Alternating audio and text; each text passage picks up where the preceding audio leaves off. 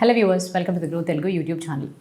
అయితే మనం సరిగ్గా అదే సంవత్సరంలో అదే టైం ఎప్పుడైతే మన యొక్క ఐటీఆర్స్ని ఫైల్ చేయాలో అదే టైంకి సరిగ్గా ఈ వీడియోతో మీ ముందుకు ఎందుకు వస్తున్నాము అని అంటే, మనలో చాలామంది సొంతగానే చేయాలి అని అనుకున్న ప్రతిసారి కూడా అరేరే మనం చేయలేమేమో, ఇది చాలా కష్టమైన ప్రాసెస్ అని అనుకుంటూనే ఉంటాము. అందుకని మా తరపు నుంచి మేము ఎంతో కొంత సహాయపడదాము అని, అసలు ఐటీఆర్స్ అంటే ఏంటి, వీటిని మనం ఎలాగా ఫైల్ చేయాలి, ఏ డాక్యుమెంట్స్ ముందుగానే మనం తీసి పెట్టుకున్నట్టయితే మనకి ఈ ఫైలింగ్ అనేది సులువు అవుతుంది అనే విషయాన్ని మీ ముందుకు తీసుకురావడం కోసం ఈ వీడియోతో రావడం జరుగుతుంది. అయితే ఈ వీడియో ద్వారా అసలు మనం ఏం తెలుసుకోబోతున్నాం, ఐటీఆర్ అంటే ఏంటి, ఎవరు ఐటీఆర్స్ని ఫైల్ చేయాలి, ఎటువంటి ఐటీఆర్స్ ఉంటాయి, అండ్ మనకి అవసరమైనవి ఇండివిజువల్స్కి సరిపోయే ఐటీఆర్స్ని స్టెప్ బై స్టెప్లోనే అసలు ఎలా ఫైల్ చేయాలి అనే విషయం కూడా మనం తెలుసుకుందాం. అయితే ఇంకెందుకు ఆలస్యం, వెళ్ళిపోదాం ఈ వీడియోలోకి. కానీ తెలుసు కదండి, వెళ్ళడానికన్నా ముందు మా గ్రో తెలుగు యూట్యూబ్ ఛానల్ని సబ్స్క్రైబ్ చేసుకోవడం మర్చిపోకండి.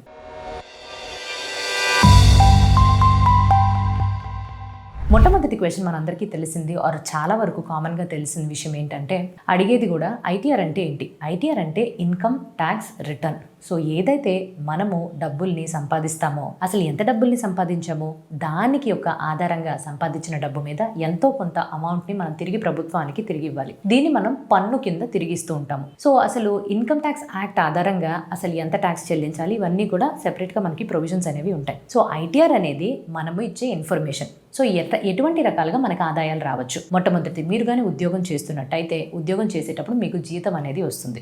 ఉద్యోగం తర్వాత రిటైర్ అయిన తర్వాత పెన్షన్ అనేది లభిస్తుంది. సో వీటిలో కొన్ని పర్క్విజిట్స్ ఉంటాయి, కొన్ని స్పెషల్గా వచ్చే పేస్ ఇవన్నీ కూడా ఉంటాయి. బేసిక్ పేస్, డిఎన్ఎస్ అలవెన్స్, వీటితో పాటుగా అన్ని అడిషనల్ బెనిఫిట్స్ కూడా వస్తాయి, రీయింబర్స్మెంట్స్ వస్తాయి. సో వివిధ రకాలుగా ఉంటాయి అన్నమాట. ఇది కాకుండా ఉద్యోగం చేయట్లేదు కానీ నా దగ్గర ఇల్లు ఉన్నాయి, ఇల్లుల్ని నేను అద్దెకిస్తున్నా అంటే అద్దె మీద వచ్చే ఈ ఆదాయం కూడా మనము చూపించాల్సి ఉంటుంది హౌస్ ప్రాపర్టీ కింద. లేకపోతే మీకు ఆస్తులు ఉండొచ్చు, ఆస్తుల్ని మీరు అమ్మచ్చు, దానిపైన కూడా మనకి ఈ ఇన్కమ్ ట్యాక్స్ ఆధారంగా కానీ చూస్తే క్యాపిటల్ గెయిన్స్ అనేవి వర్తిస్తాయి. సో అది కూడా ఇన్కమే, దానిపైన కూడా మనం పన్ను చెల్లించాల్సి ఉంటుంది. ఇవేం కాదు, బ్యాంక్లో డిపాజిట్ ఎఫ్డీస్ వేసి పెట్టాను, పోస్ట్ ఆఫీస్ సేవింగ్స్ ఉన్నాయి, వీటి మీద ఇంట్రెస్ట్ అనేది వస్తుంది, అది కూడా మనకు ఆదాయమే. సో వీటన్నిటి యొక్క వివరాలు మనం ప్రభుత్వానికి ఇదిగో ఇంత వచ్చింది ఈ సంవత్సరంలోని, వీటన్నిటికీ నేను ఇప్పుడు ట్యాక్స్ కట్టాలి అనే విషయాన్ని ఏదైతే కమ్యూనికేట్ మనం చేస్తామో అది మనం ఐటీఆర్ ద్వారానే చేస్తాం, ఏదైతే ఇన్కమ్ ట్యాక్స్ రిటర్న్ అని అంటాము. అయితే ఎవరు ఐటీఆర్ని ఫైల్ చేయాలి? సో మొట్టమొదటి బేసిక్ మనందరికీ తెలిసిందే, బేసిక్ ఎగ్జంప్షన్ లిమిట్ అనేది ఉంటుంది. ఈ ఎగ్జంప్షన్ లిమిట్ అంటే ఎంతవరకు కానీ మీకు ఇన్కమ్ వస్తే, ఈ లిమిట్ని దాటిన తర్వాత కానీ మీరు ఇన్కమ్ ఎక్సీడ్ అయితే, మీకు దానికన్నా ఎక్కువ అమౌంట్ కానీ వస్తే తప్పకుండా మీరు ఐటీఆర్ అనేది ఫైల్ చేయాలి. అయితే ఈ అమౌంట్ ఏంటి? రెండు రకాల రెజీమ్స్ ఉన్నాయండి, old tax regime, new tax regime అని రెండు. ఇది లాస్ట్ ఇయర్ నుంచి వచ్చింది. అయితే ఓల్డ్ ట్యాక్స్ రెజీమ్ ఆధారంగా కానీ చూస్తే బేసిక్ ఎగ్జంప్షన్ లిమిట్ అనేది ఏజ్ వైజ్గా డివైడ్ అయి ఉంటుంది. 60 years కన్నా తక్కువ వాళ్ళైతే మీకు 2.5 లక్షల వరకు ఇన్కమ్ కానీ వచ్చినట్టయితే మీరు ఐటీఆర్ ఫైల్ చేయాల్సిన అవసరం లేదు. అది దాటితే తప్పకుండా ఐటీఆర్ ఫైల్ చేయాలి. 60 to 8 years మధ్యన ఉంటే ఈ ఎగ్జంప్షన్ లిమిట్ అనేది 3 లక్షలు ఉంటుంది. 8 years దాటిన వాళ్ళకి 5 లక్షల వరకు ఇన్కమ్ వచ్చినట్టయితే, దానిపైన ఏమీ లేకపోతే ఐటీఆర్ ఫైల్ చేయక్కర్లేదు. అయితే ఇక్కడ 2 సంవత్సరాలు ఉంటాయి, ఒకటి ఆర్థిక సంవత్సరం, ఇంకొకటి అసెస్మెంట్ ఇయర్.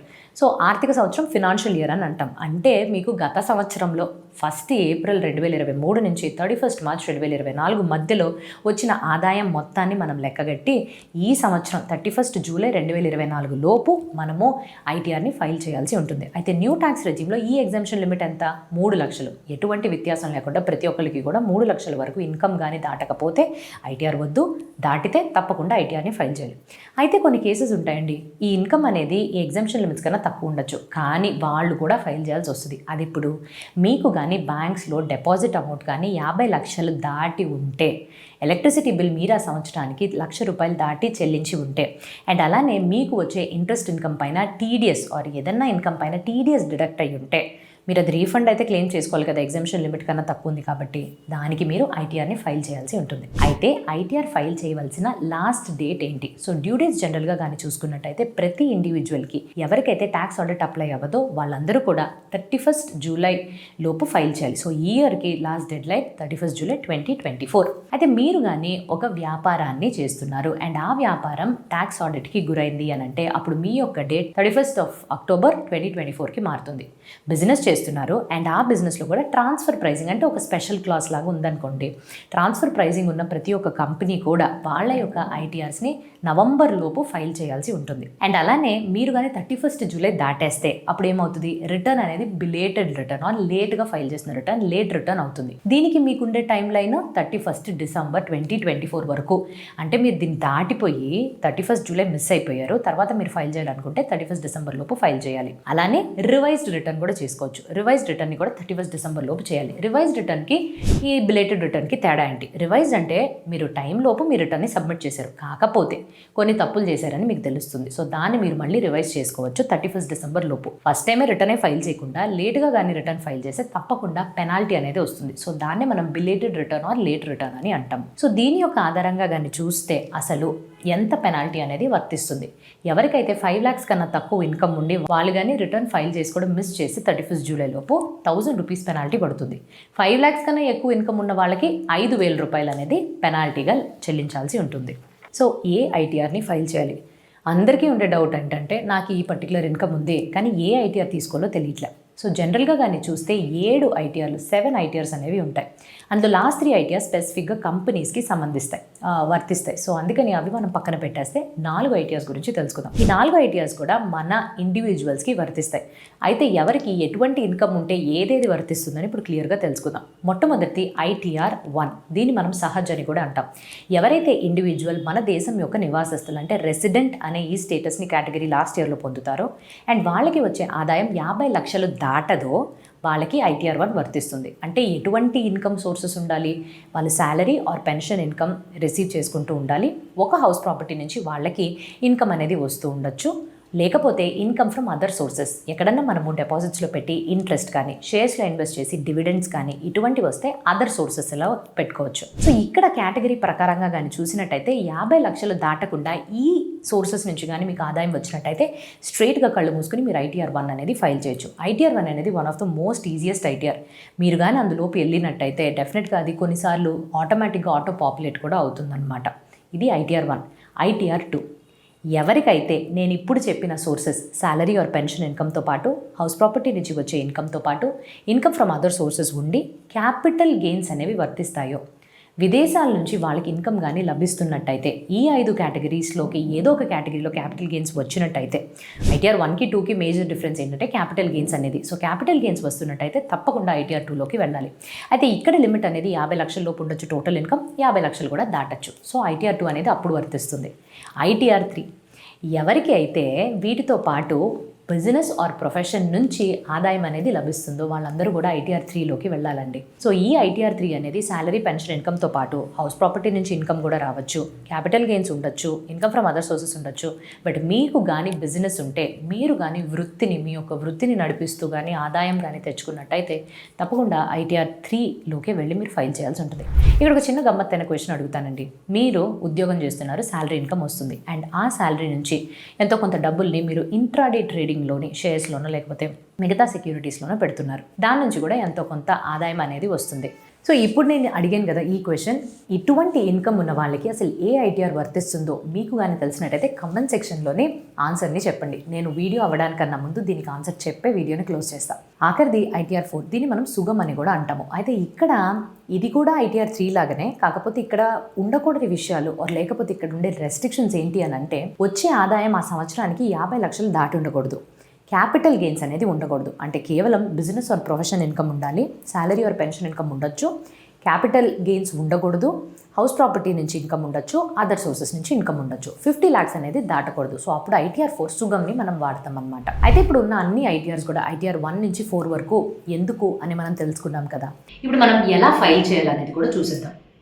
కాకపోతే ఎలా ఫైల్ చేయాలి అనే కేటగిరీలోని ఐటీఆర్ 1 చాలా సులువైనదే. ఐటీఆర్ 2 అండ్ ఐటీఆర్ 3 గురించి మనం తెలుసుకుందాం. ఐటీఆర్ 2 గురించి కానీ స్టెప్స్ తెలుసుకున్నట్టయితే సేమ్ ప్రాసెస్లోని ఐటీఆర్ 3ని కూడా రిపీట్ చేయాల్సి ఉంటుంది.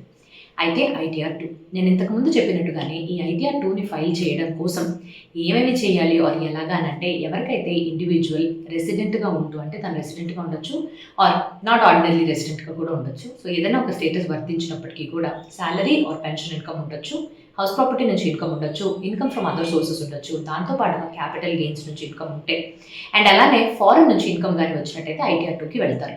అయితే మనం ఐటీఆర్ 2ని ఫిల్ చేయడానికన్నా ముందు కొన్ని డాక్యుమెంట్స్ని కానీ చేతిలో తీసి పెట్టుకుంటే చాలా హ్యాండీగా, ఈజీగా మనం వెళ్ళి పోర్టల్లోని కావాల్సిన డీటెయిల్స్ని నింపుతూ క్రాస్ చెక్ చేసుకుంటూ ఫైల్ చేసుకోవచ్చు.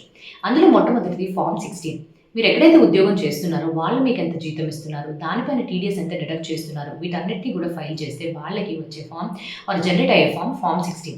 ఈ ఫామ్ 16లో పూర్తి వివరాలు ఉంటాయి కాబట్టి మొట్టమొదటిగా మీరు కానీ సాలరీడ్ ఎంప్లాయీ అయితే ఈ ఫామ్ 16 అనేది చాలా ఇంపార్టెంట్. రెండవది ఫామ్ 16A.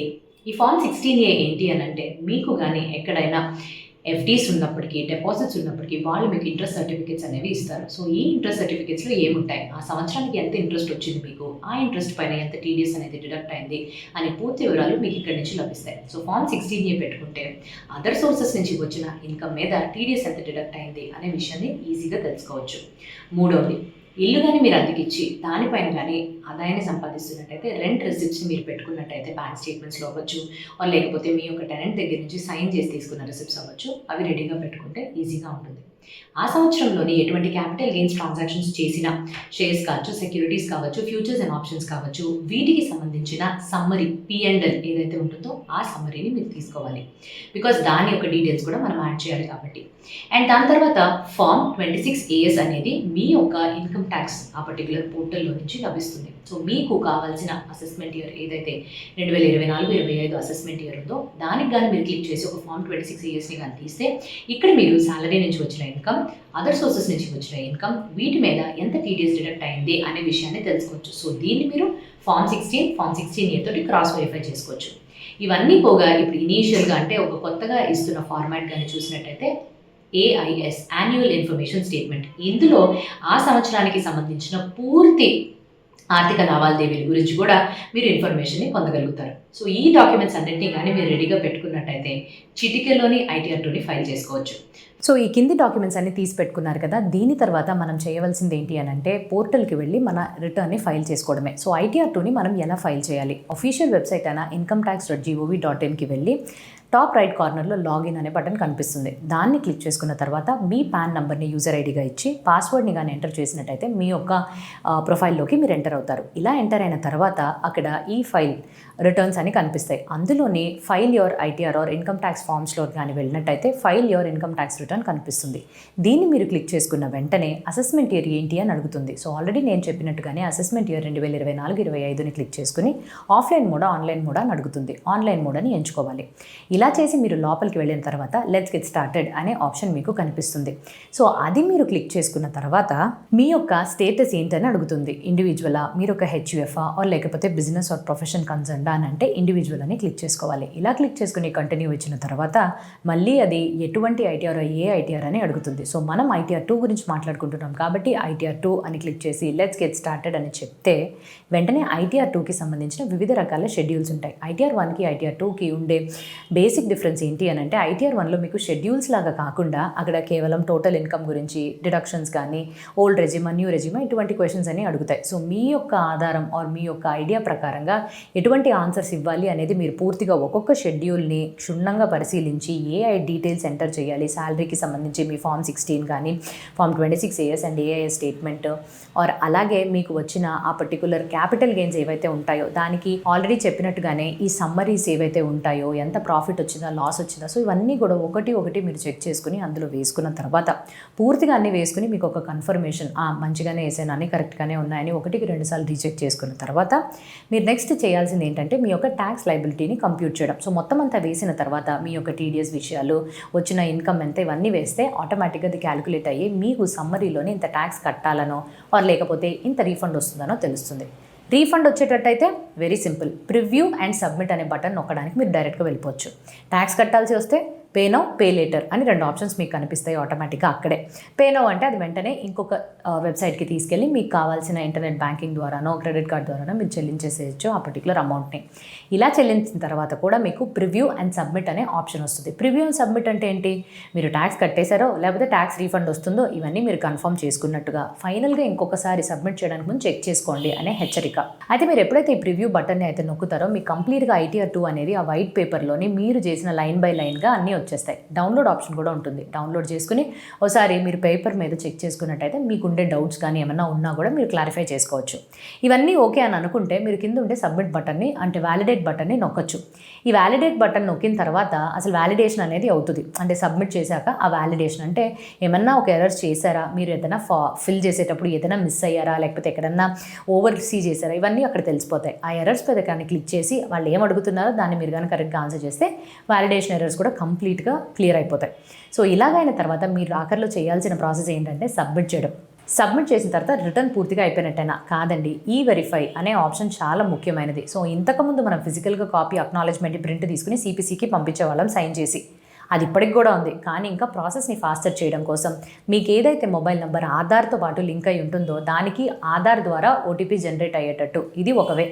సపోజ్ ఆధార్లో ఓటీపీ లేదంటే డిఎస్సి డిజిటల్ సిగ్నేచర్ ద్వారా చేసుకోవచ్చు. అది కూడా లేదు అని అంటే మీ యొక్క బ్యాంక్ అకౌంట్ ఏదైతే మీరు ఇక్కడ వ్యాలిడేట్ చేసి పెడతారో ఈవీసీ ఎనేబుల్ చేసుకునే ఆప్షన్ అనేది లభిస్తుంది. అది కూడా లేకపోతే ఇంటర్నెట్ బ్యాంకింగ్ ద్వారా చేసుకోవచ్చు. ఆ ఇంటర్నెట్ బ్యాంకింగ్ ఆ ఆప్షన్ కూడా లేకపోతే మీ డీమ్యాట్ అకౌంట్ ద్వారా. సో ఇటువంటి వివిధ రకాల ఆప్షన్స్ అనేవి ఉంటాయి. ఇవి ఏవి వర్కౌట్ అవ్వకపోతే స్టిల్ మీరు ప్రింట్అవుట్ తీసి సైన్ చేసి సిపిసి బెంగళూరు కూడా పంపించవచ్చు. కానీ 30 రోజుల్లోపు కానీ ఈ వెరిఫికేషన్ అవ్వకపోతే మీ యొక్క రిటర్న్ ఇన్వాలిడ్ కింద లెక్క వస్తుంది. అంటే అది సబ్మిట్ చేయనట్టే, మీరు అసలు రిటర్న్ ఫైల్ చేయని లెక్కలోకి వెళ్ళిపోతారు. సో ఈ వెరిఫికేషన్ చేయాలి. ఇది చాలా గట్టిగా గుర్తుంచుకోండి. ఇప్పుడు ITR 3 విషయానికి కానీ వచ్చినట్టయితే నేను చెప్పింది ముందే బిజినెస్ అనేది ఇక్కడికి వస్తుంది. సో మీరు కానీ ఎటువంటి వ్యాపారం వృత్తి చేసి దాని నుంచి ఆదాయం పొందినట్టయితే తప్పకుండా ITR 3ని మీరు ఫైల్ చేయాల్సి ఉంటుంది. అయితే ITR 3కి ఏవేవైతే డాక్యుమెంట్స్ నేను ITR 2కి ఉండాలని చెప్పానో ప్రతి ఒక్క document form 16, form 16A, capital gains యొక్క సమ్మరీ, ఆ పర్టికులర్ డీటెయిల్స్, 26 AS, AIS ఇవన్నీ కూడా తీసి పెట్టుకోవాలి. దీనితో పాటుగా మీకు కావాల్సింది ఫామ్ 3CB, 3CD అనేది మీరు ఫైల్ చేయాల్సి ఉంటుంది ఇన్ కేస్ మీరు ట్యాక్స్ ఆడిట్కి గురైతే. సో ఈ పర్టికులర్ ఫామ్ 3CB, 3CD వాటికి కావాల్సిన డీటెయిల్స్కి డాక్యుమెంట్స్ కూడా ముందే రెడీ చేసి పెట్టుకోవాలి. అండ్ మీరు కానీ వృత్తి ఆర్ లేకపోతే మీ బిజినెస్కి సంబంధించిన బుక్స్ ఆఫ్ అకౌంట్స్ అనేవి ఉంటాయి. అంటే ఆ సంవత్సరంలో అయిన అన్ని లావాదేవీల్ని ఎక్కడో ఒక చోట కానీ మీరు పెట్టుకున్నట్టయితే వాటి యొక్క డీటెయిల్స్ని ఈజీగా మీరు ITR 3లో ఫైల్ చేయొచ్చు. ఏవేవైతే స్టెప్స్ నేను చెప్పానో లాగిన్ అవ్వడం, ITRలోకి వెళ్ళడం, ఏవే ఆప్షన్ సెలెక్ట్ చేసుకోవడం అవన్నీ కూడా సేమ్గానే ఉంటాయి. కొన్ని కేటగిరీస్, కొన్ని షెడ్యూల్స్ ఈ ITR 3కి మారుతాయి. ఎందుకంటే బిజినెస్ ఆఫ్ ప్రొఫెషన్ వస్తుంది కాబట్టి. సో అలాగని మీరు చదువుకుని ప్రతి ఒక్క డీటెయిల్స్ ఎంటర్ చేసుకున్నట్టయితే ఈజీగా మీ యొక్క రిటర్న్స్ని మీరే ఫైల్ చేసుకోవచ్చు. అయితే ఈ వీడియో మీకు యూస్ఫుల్గా ఉంటుంది అని భావిస్తూ ఇంకెవరికన్నా కూడా యూస్ఫుల్గా ఉన్నట్టయితే తప్పకుండా షేర్ చేయడం మర్చిపోకండి. అయితే కంప్లీట్గా మీకు ఇంకొక పిక్చర్ కావాలి అని అంటే మేము డిస్క్రిప్షన్లోని కింద రీడింగ్ మెటీరియల్స్ ఆర్ సోర్సెస్ యొక్క లింక్స్ కూడా ఇచ్చాము. ఏమన్నా డౌట్స్ వచ్చినట్టయితే తప్పకుండా మీరు అవి గోత్రూ చేస్తే ఆ రీడింగ్ లింక్స్ యొక్క డిస్క్రిప్షన్ బాక్స్లో ఉన్నవి మీకు క్లారిటీ అనేది లభిస్తుంది. అయితే నేను ఇందాక అడిగిన క్వశ్చన్కి ఆన్సర్ ఏంటంటే ITR 3ని ఫైల్ చేయాలి. ఎవరికైతే శాలరీ ఆర్ పెన్షన్ ఇన్కమ్తో పాటు ఇంట్రాడే యాక్టివిటీస్ నుంచి ఇన్కమ్ అయితే ఉంటుందో ITR 3లోకి వస్తుంది. ఎందుకంటే అది స్పెక్యులేటివ్ బిజినెస్ కింద ట్రీట్ అవుతుంది కాబట్టి. సో అదండి ఏదైతే ITRని ఎలా ఫైల్ చేయాలి, అందులో ITR 2, ITR 3 గురించి పూర్తిగా మనం వివరాలని తెలుసుకున్నాము కదా. సో ఇంకా మంచి వీడియోతో మీ ముందుకు రావడానికన్నా ముందు have happy and very safe investment. Thank you.